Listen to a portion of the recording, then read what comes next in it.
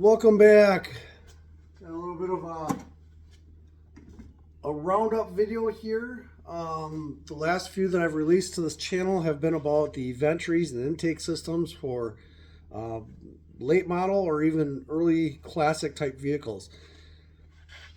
Now, the consensus amongst the automobile performance industry is more divided than it's ever been in history.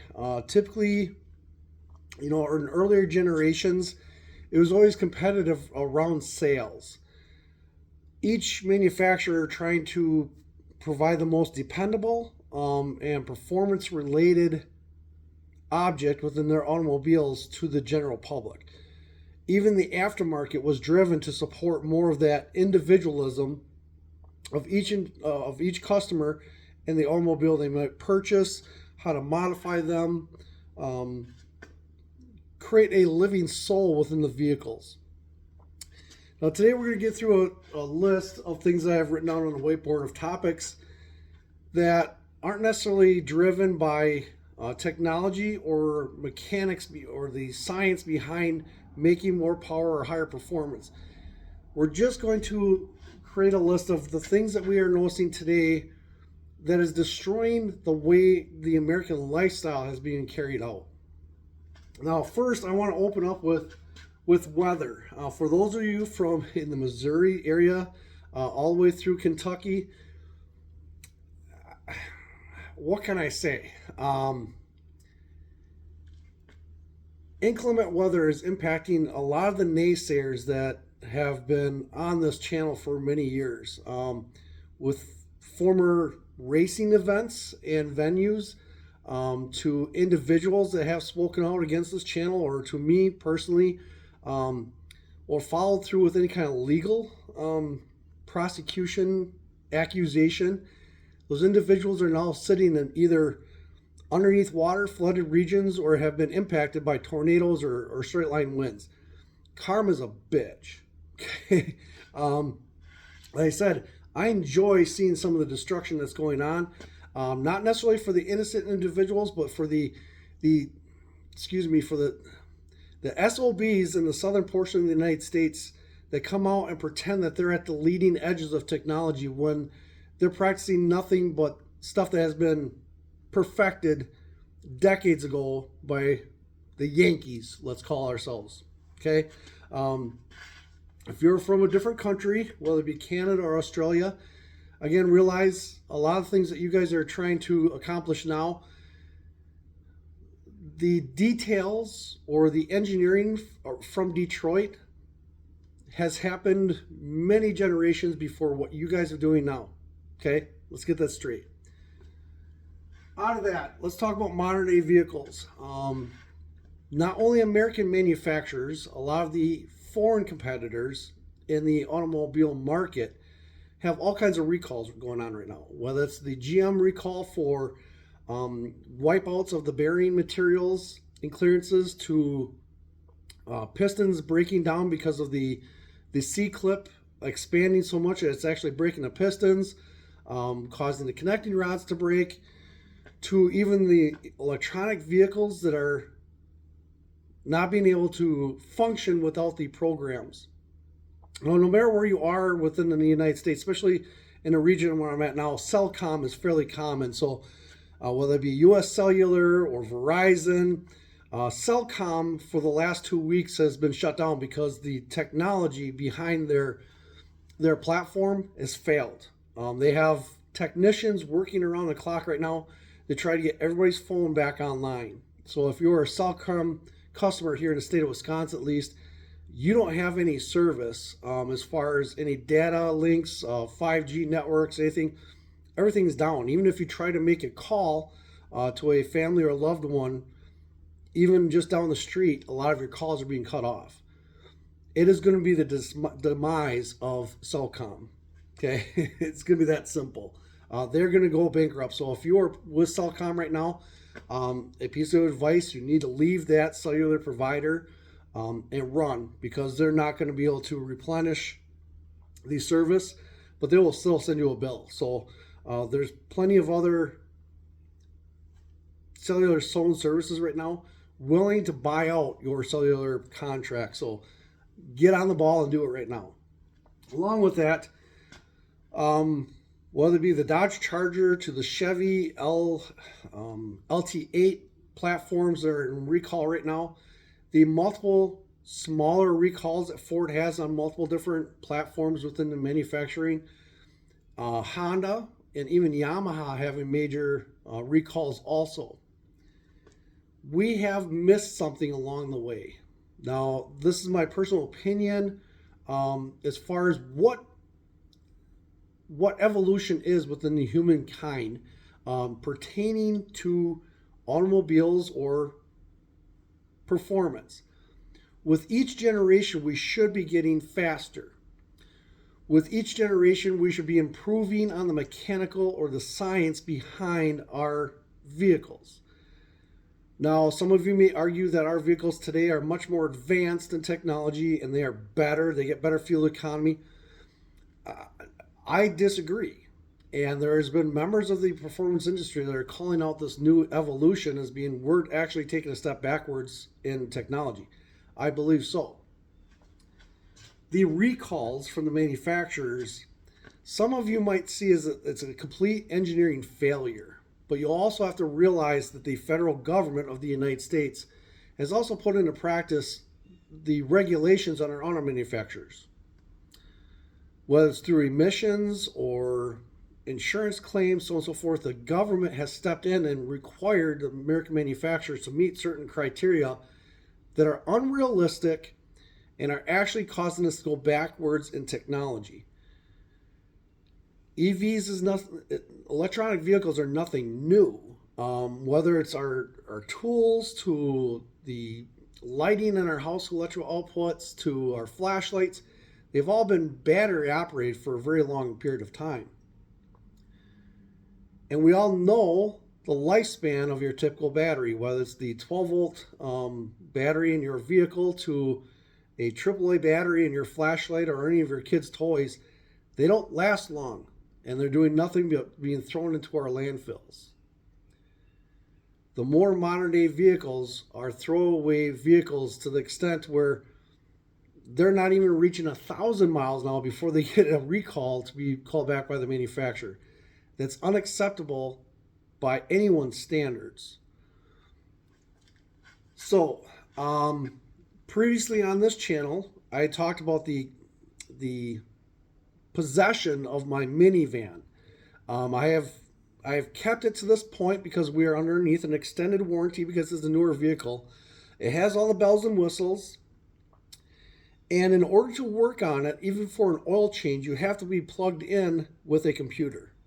There is no dipstick. In order to actually check the engine oil level, you actually have to plug in and use a computer. So the other topic that I have written on here is the difference between a mechanic and a technician. I just seen a video this morning of a modern day technician complaining about the piece rate compared to hourly wages.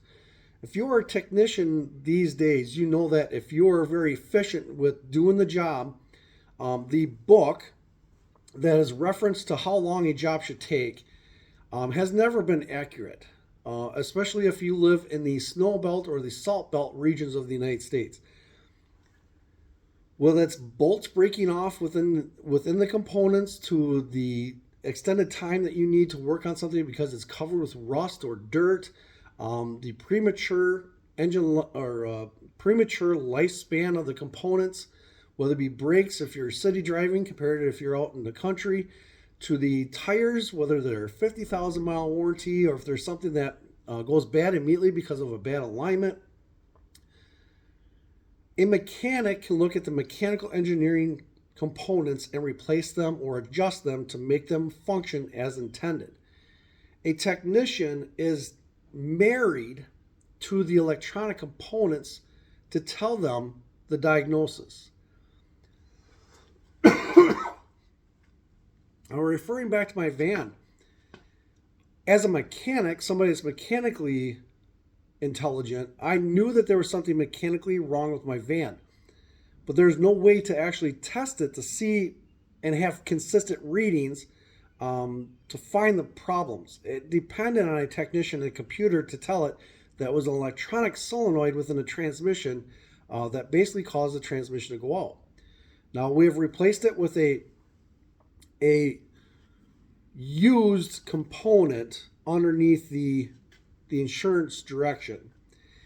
Since that point, it is drivable, but it's nowhere near the point of being something that is a $60,000 vehicle. Okay, and even taking it into the dealer where these technicians are specifically trained with that model of vehicle, they still can't find issues through the computer diagnostics, even with the most modern variation or chip that might be into it. We are duplicating things in the past that have failed. Now, the other topic that I want to get into is some of the other recalls that have occurred in American manufacturing. One of the most specific performance things created in American manufacturing to address the fuel efficiency is cylinder shutoff. So whether that's through the firing mechanisms, the fuel delivery, or the individual cylinder throttle, the systems are designed to shut down as it's running, as it's going down the highway, to delete something within the system, cutting a V8 down to a V6 or even down to a 4-cylinder operating engine, or alternating these cylinders to receive fuel or ignition to provide only the power needed to keep the vehicle moving at its momentum, cutting down on fuel consumption. I want to take you guys back to the early 1990s when Cadillac and the North Star system was one of the first programs that came out in the American manufacturers with cylinder delete. It was a complete disaster. All of our push rod or dual over cam, our gasoline petroleum powered engines were designed specifically to where the fuel and air is actually allowing the engine to cool itself, lubricate the piston cylinders above the piston rings. Everything was designed around the fuel once again. By shutting off the cylinders, you have dry cylinders, you have lean firing conditions, you have additional heat. So what we are trying to achieve within technology of increasing fuel economy is reducing the lifespan of the actual components of the engine to where, so what if you get 50 miles a gallon if you only get 50,000 miles of your entire engine before it's ready to be replaced? We can go back to the days of where our cars got anywhere from 10 to 15 miles to the gallon, but they would last 300 to 500,000 miles with general maintenance of components that are on the outside of the engines. More of the modern day compact engine combinations are including oil pumps, water pumps, and stuff inside the engines to where if they fail, it requires at least a 12-hour work permit from the technicians to pull the engine out if it's valuable to replace just a component, or if it wipes out the entire engine to where they need a replacement engine to continue to operate. All of these costs are being pushed off onto the insurance companies, and the insurance companies can recognize whether or not it's needed or if the vehicle's totaled. Okay? That is the fault of the consumers. You are willing to buy the new, more convenient vehicles to maybe save you some time of maintaining your own, whether it's changing spark plugs, spark plug wires, fuel filters, changing your oil more frequently, rotating or making sure the air pressure in your tires is adequate. Just having visual inspections of your vehicle to see where parts are starting to break down. We have our smart systems and technology to help us advance within our society, but it's actually caused our society to become dumb. Okay, depending on artificial intelligence to tell us the difference between right and wrong or when things are going to break down. Whether you're a teacher in the education system, realizing that technology is causing our students to become less intelligent, to the actual population of the United States. It's technology causing our population to be dumbed down.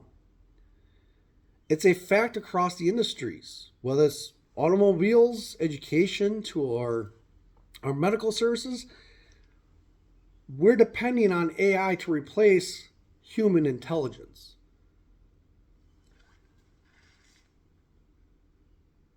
Now, the difference between some of the piece rate and hourly. Again, folks, there's a difference between a mechanic and a technician. A technician is technically a computer IT diagnosis. They're depending on a computer to tell them what failed and what needs to be replaced. And even giving a diagram of saying, remove this bolt with this size socket, replace it with this part number, put it back on, within every step. Mechanics used to have those directions within also, whether it be a Chilton catalog or a manufacturer's direct book to tell exactly the process to remove a component, to replace it, and so on and so forth. The mechanics had to be able to read, and also, depending on the talent of the mechanic, how easy it came apart and how much quality went back into replacing the part or to get the engine running again.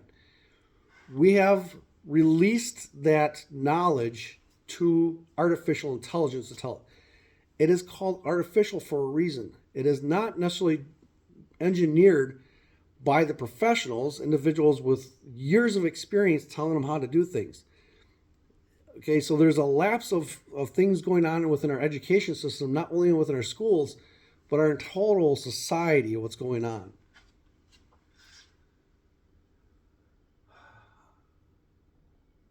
So, what can we do at this point? If you do not understand the mechanical components of a vehicle, you're depending on the electronic device to tell you what's wrong. Now, if you're a technician, you realize, okay, you might be getting paid more. If you can meet your piece rate, you can actually work a 5-day, typical 40-hour week, but actually get paid for more. But that doesn't mean the quality of work that you're doing is at the rate of what you're getting paid for. For many years as a piece rate mechanic, there were things where we could cheat the book and write things in to add additional costs to pay us to where we could save time. Going back to the early 1990s with the late 1990s with the Ford recall, once again, a Ford recall with the Ford Explorer and the Firestone tires. Mechanics at that time were piece rate across the country. And depending on how fast they could change out 4 tires and replace them with the recalled tires, they could work literally 3 days a week, but get paid for basically 7 to 10 days within a week's paycheck. That doesn't mean that the quality was going back into it. And there's all kinds of other litigation to that. Even Jeep experienced that with different rollovers and tire pressures and so on and so forth. That caused the entire industry to change the tire size, the sidewall profile, and the center of gravity for all our vehicles. Just like the rule book in NASCAR, many of the rules were written because of accidents or performance advantages that individuals imagined and put into the cars that made them faster. That's what created the rule book for racing syndicates. But now you see all those rules that were put into place, interpreted by the managing teams of these syndicates. Look at the most recent NASCAR cars. They're built with all kinds of safety. They're designed in sections so that if there is a wreck, they can replace a component or a section of the car to save the teams additional money.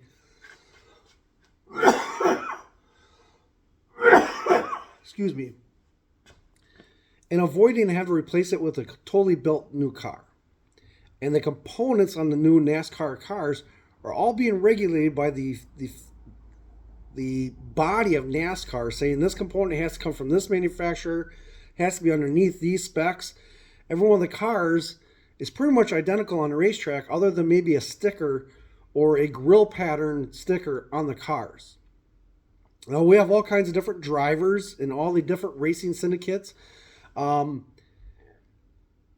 that people will recognize, whether it be the Wallaces of racing, from dirt track racing to Rusty and NASCAR to individuals like Tony Stewart that went from wind cars to NASCAR and now in an NHRA, to Kyle Busch, who is creating all kinds of drama within NASCAR with the younger drivers, complaining about the cars not being competitive. Folks, the intelligence of our population is being reduced. We are not passing on our education or our experience down to the next generations, when each generation should actually be smarter than the previous. We're going backwards. And it's showing within our automobiles, it's showing within everything that we purchase as consumers, and even what we learn from our education. I do not have an answer of how do we fix that. I can say that we can eliminate any kind of electronic devices or any kind of artificial intelligence to do something. Human error should cause individuals to learn. So as a kid, if you stubbed your toe running around the house, you realize to take that corner a little bit wider, or to make sure that you didn't leave a toy on the ground or something like that, because you felt the pain.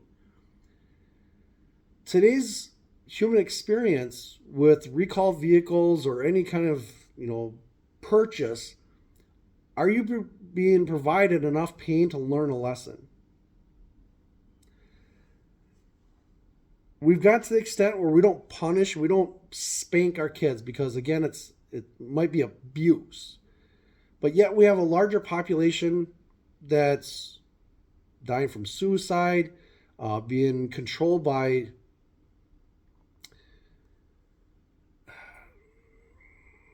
addictions, and even within our politicians, the choices of people and belief of the way the American lifestyle should be is being forgotten. We're forgetting our history.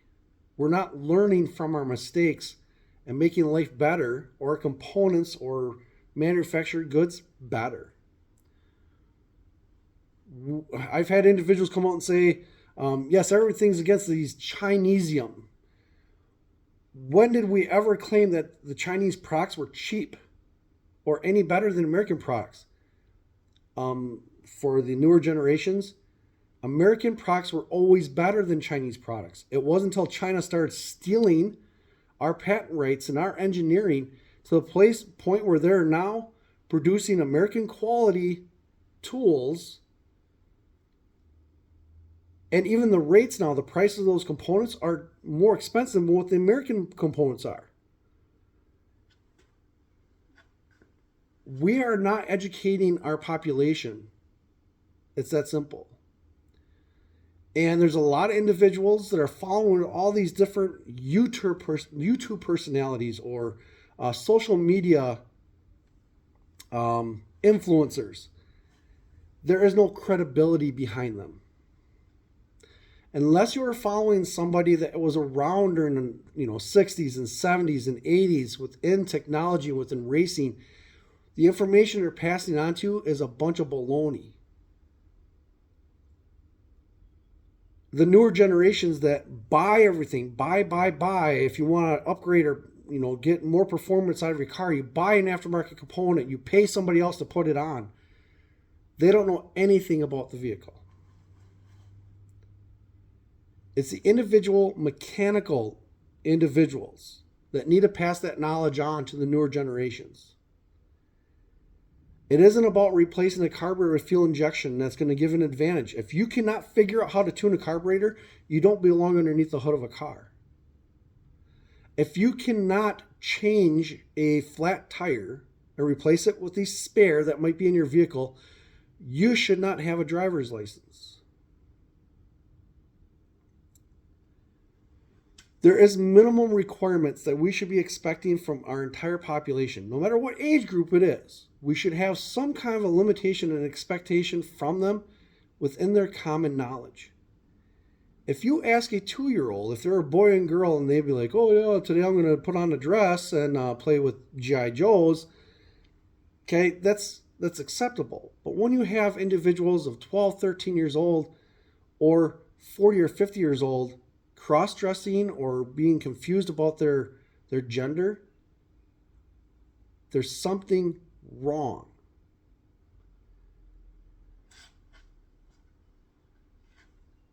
So while different YouTube personalities within the performance industry or all mechanics and performance related topics, are they really advanced, or are they just practicing the most common idealism within performance? Throwing turbos and everything, or adding nitrous here, or adding more computers here to adjust the fuel ignition systems. Sorry. Are they necessarily the individuals that you want to be taking your advice from? Proven history, individuals that have been in the winner's circle, that don't necessarily come out and tell you what allowed them to become champions, those are the ones you want to pay attention to. Now, again, with all these storms going through the parts of the United States right now, I don't necessarily feel sorry for, because a lot of these individuals that are trying to sell you products or drive you down a certain belief, they're going off the things that make them money or attract more YouTube subscribers so they get a bigger paycheck in order to carry out more content for free on your dollar. Or amazing editors that are going into TV so they can add in all the commercials and get paid an additional amount, but yet they're stuck in the 1960s and working with junkyard crap, saying, oh, we can do this now if we buy this $300 intake and we put on a car that's only worth $150. Or we're going to take this $30,000 car and we're going to put a special trim package on it and put some stickers on it, and now we're going to put it across the Barrett's auction and it's now worth $250,000. Folks, I stand alone within some of my beliefs and my opinions. But if you open your eyes and look at the broader picture, many people are being led down into the rabbit hole as my previous video. But there's no such thing as common sense in today's society. There's nothing common about intelligence.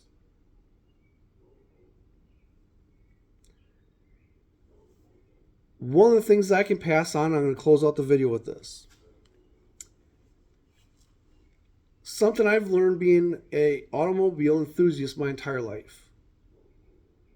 Working on the mechanical things, trying to make everything go faster. I had that Tim Allen mentality of, if you can make it bigger or stronger and go faster, even including a lawnmower, you modify it, put a supercharger on it, whatever. What I've realized as I'm getting older is that I'm closer to death than I am to my birth. What is more important to me within my life and maybe the legacy that I leave behind? The last month of my life, am I going to be carrying, am I going to be concerned or enthusiastic about the automobile industry or performance industry, believing I made some kind of an impact, or that the next generations are going to carry on where we left off? It's not there. It's not important. Individuals that are in the performance industry that make a lot of money, their entire lives are spent off of where they're getting their next dollar. Where can they promote this product or do this to make more and more and more money? But they're actually causing the next generation to become dumber.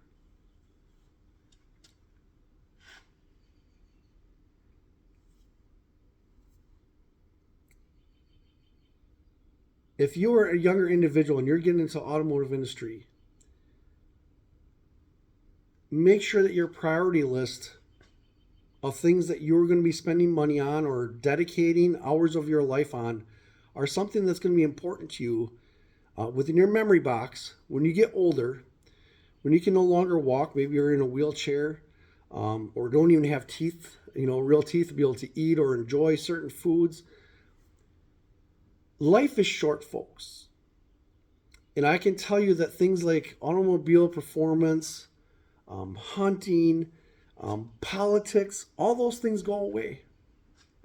When you are just looking, from life's perspective of how much time you have left, all of these topics become very trivial. They don't matter. Don't make the same mistakes as some of us previous generations of automobile enthusiasts, where we've dedicated so much of our lives and so much of our time that we have forgotten the things that are truly important in life. Learning what life is all about. Some people, that might be family and friends. For some of you, it's to finish off your bucket list of things that you like to have accomplished during your life before you do die. The best piece of advice I can give you is live every day like it's your last. Live your dream out as you can imagine it. Do not follow the crowd. Do not worry about the Joneses and what they have or what they might present to you. Get the most quality of life. Get your dollar's worth of every hour and every minute of the day that you're breathing. Because you never know when it's going to be your last. If these are the topics that concern you every single day or are creating content to your YouTube videos,